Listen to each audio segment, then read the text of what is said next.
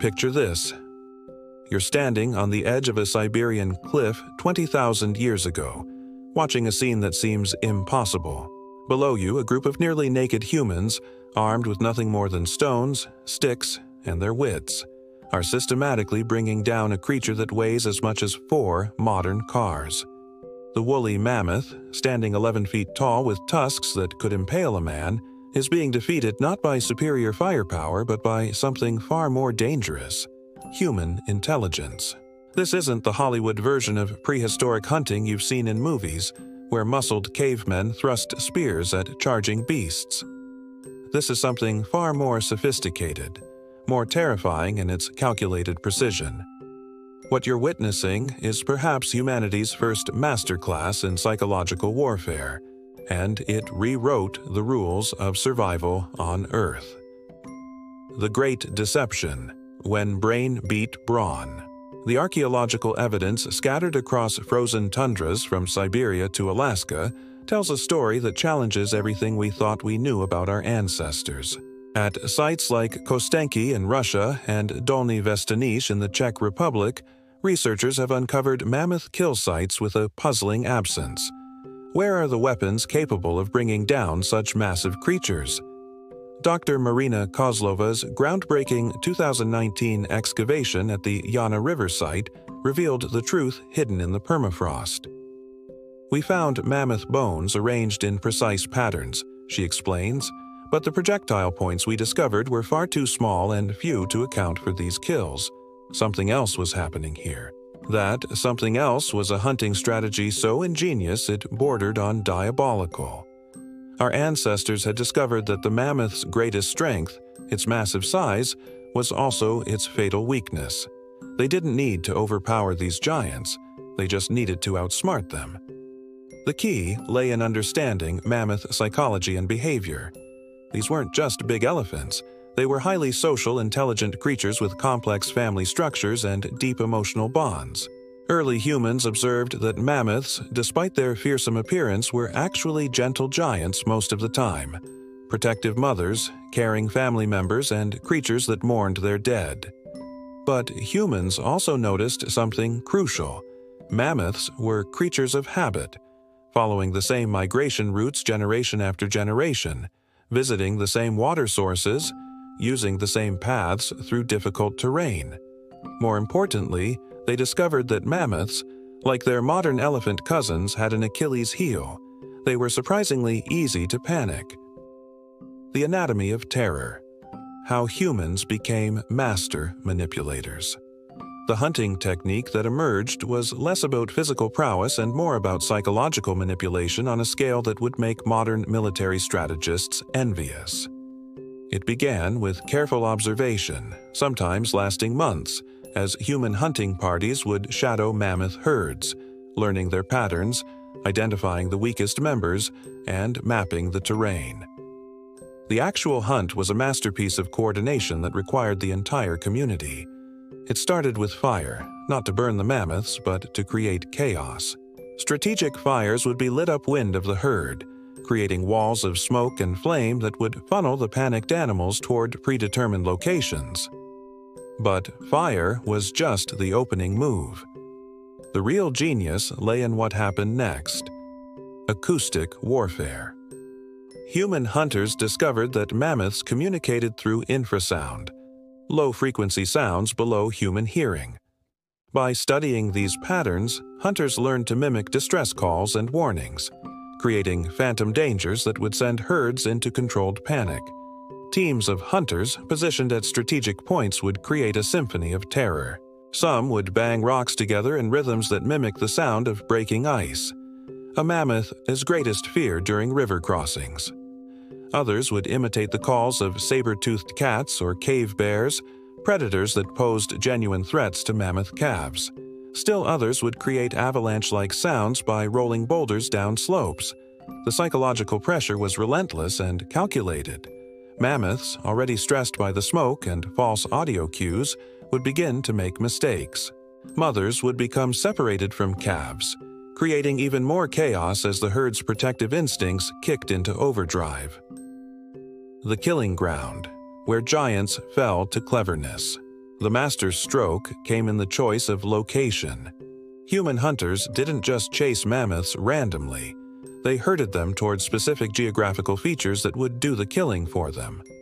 Boglands were particularly effective, as the massive weight of panicked mammoths would cause them to sink into the mud, becoming helplessly trapped. Cliff edges, ravines, and frozen rivers that couldn't support mammoth weight became death traps. Archaeological evidence from the Kraków-Spadzista site in Poland reveals one such killing ground where over 100 mammoths met their end, not from spears or arrows, but from a carefully orchestrated drive over a cliff. The bone arrangements suggest that entire family groups were driven together to their deaths in single coordinated events. But perhaps the most sophisticated technique was the ice trap method, used extensively in Siberia. Hunters would identify places where mammoths regularly crossed frozen rivers.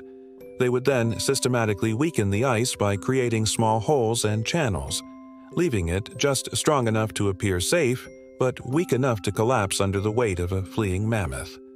Once trapped in icy water, even a mammoth was doomed. The combination of freezing temperatures, the massive energy required to stay afloat, and the inability to climb out with their great weight meant that hunters could simply wait for hypothermia to do their work for them.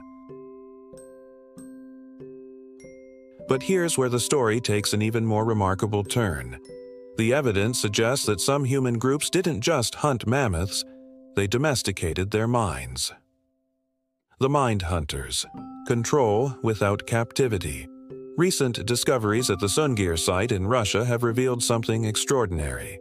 Evidence that some human communities developed relationships with mammoth herds that bordered on domestication, not of their bodies, but of their behavior patterns. These weren't quite pets, but they weren't entirely wild either. Analysis of mammoth remains and human artifacts suggests that certain groups of humans may have established what we might call management relationships with specific mammoth herds. They would follow the herds year-round, protecting them from other predators, guiding them to better feeding grounds, and, in return, selectively harvesting individuals without disrupting the herd's overall structure. This required an understanding of mammoth social dynamics that was extraordinarily sophisticated.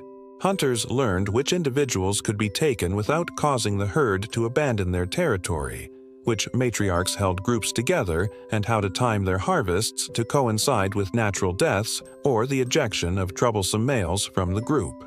The relationship was symbiotic in ways that challenge our understanding of prehistoric human-animal interactions. Humans provided protection and guidance. Mammoths provided a steady source of food, materials, and even transportation in some cases, with evidence suggesting that some mammoths may have been trained to carry human goods across long distances. The Vanishing Act. Success that led to extinction. The ultimate irony of this story is that humans became too good at hunting mammoths. The same intelligence that allowed them to hunt these giants without traditional weapons eventually led to the mammoth-ese extinction. By 10,000 years ago, the last mammoth populations were confined to isolated islands, and human hunting pressure had become one of the key factors in their disappearance from the mainland. The techniques that had sustained human populations for thousands of years became so refined, so efficient, that they disrupted the delicate balance that had allowed both species to coexist. Climate change at the end of the Ice Age reduced mammoth habitat, but human hunting pressure ensured that recovering populations never had the chance to adapt to the changing world. Evidence from the final mammoth refugees tells a tragic story. On Wrangel Island, the last mammoth population survived until just 4,000 years ago, long after the pyramids were built. But even these final survivors show signs of the stress and population bottlenecks that came from constant human pressure. Grr. Legacy of the Mind Hunters. The mammoth hunters left us more than just archaeological sites filled with bones. They left us the blueprint for human dominance over the natural world. The same psychological manipulation techniques, the same understanding of animal behavior, the same ability to coordinate complex group activities, These skills became the foundation for everything from agriculture to modern wildlife management.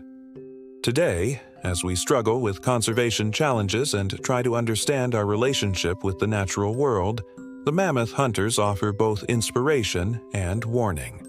They proved that intelligence, not strength, determines survival. They demonstrated that humans could achieve seemingly impossible things through cooperation and understanding of natural systems. But they also showed us the double-edged nature of our species' greatest gift. The same mental capabilities that allowed small bands of humans to bring down creatures 10 times their size also gave us the power to reshape entire ecosystems, and the responsibility that comes with that power. The next time you see an elephant in a zoo or nature documentary, remember, you're looking at the descendant of creatures that our ancestors hunted not with spears and arrows, but with something far more powerful and far more dangerous, the human mind in all its terrifying, beautiful complexity. In the end, the mammoth hunters didn't just change how we think about prehistoric life, they revealed the fundamental truth about human nature. We are not the strongest, fastest, or most physically imposing species on Earth, but we are the most dangerous, not because of what we can do with our hands, but because of what we can do with our minds. And that, perhaps, is the most important lesson the mammoths ever taught us.